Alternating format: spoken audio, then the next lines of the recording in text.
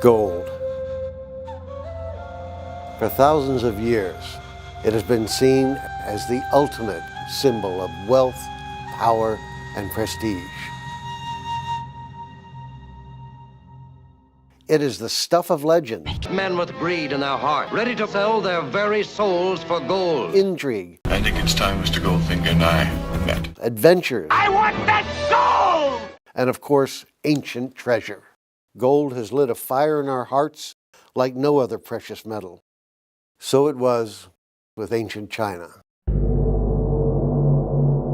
Known for its brilliance, it was thought by some to mimic the power of the sun, and consequently was thought to be the receptacle for divine powers. Gold wasn't just for decorative artwork. It adorned the uniforms of high-ranking soldiers and statesmen, even their saddles. And it served as an essential, constant symbol that an emperor was enveloped in the authority of the gods.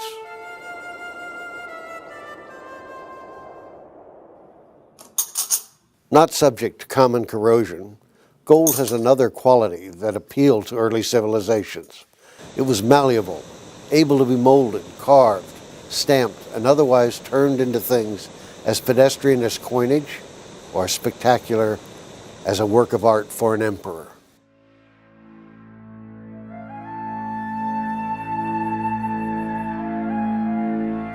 Gold also followed its owners into the afterlife. At least, that's what they hoped.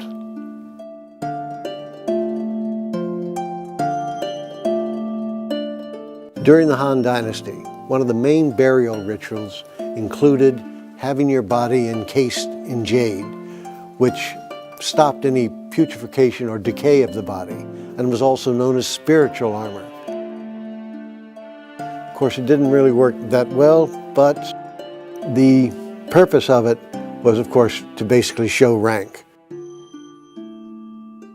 Since it took 2 to 10 years of carving jade discs to assemble the suit, and if you were the emperor, if you were part of the immediate royal family, you had the suit put together with solid gold threads. Up to 2 or 3 kilos of gold was actually used just to make the connectors.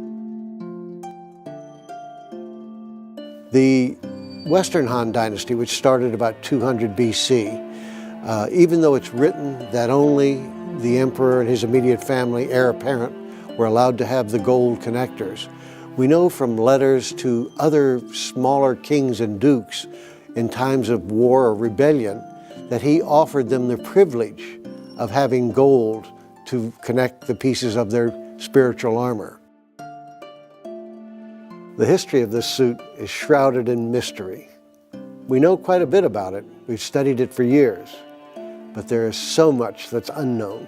This particular suit is Eastern Han, so almost certainly belonging to an emperor or an heir apparent. At the beginning of the Han Dynasty, around the 3rd century BC, and a period that's referred to as the Golden Age of China, goldsmithing techniques from all the nations that China had interacted with had become absorbed by the Chinese goldsmiths. We know some of this from dated pieces that have been found in imperial tombs that utilize techniques from 5 different cultures spanning 1,000 years, and no other culture put them together like the Chinese did during the Han Dynasty, around the time of Christ.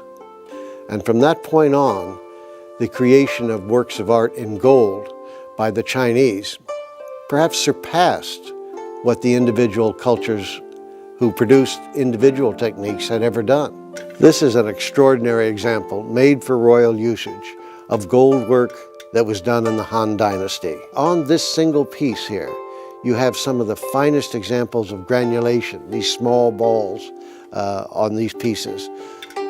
There are several vessels from this set, each one perhaps having up to 100,000 individual spheres of gold, miniature spheres of gold, soldered onto a gold base. So the artistry of this piece, combined with the craftsmanship, is virtually unequaled. We know of no other culture that produced that combination of techniques and artistry that's found in this particular piece, any other culture in antiquity. This solid gold fish was produced around the 2nd through the 4th century BC. And it gives us a good idea that gold that was used and found up in northern China was not just for personal adornment.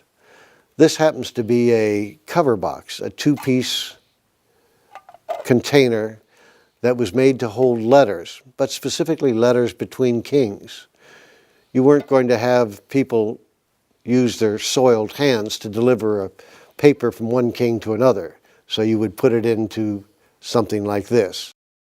This portable crown, probably made for an Afghani princess, has one feature that is common to crowns all through that region and all the way down into Korea. Whoever was wearing this crown would have all of these little hanging spheres which would glint, which would give off a halo type effect when lighting and the sun shone on them. What you see here is the first example of a solid gold crown being made in the Chinese Empire. In the multi-millennia leading up to this period, the 10th century, there are no solid gold crowns in Chinese history, unlike almost every contiguous and contemporaneous culture. The Liao Empire, the Liao dynasty of China, was actually formed by the Khitan Empire, the Jidan Empire of Mongolia.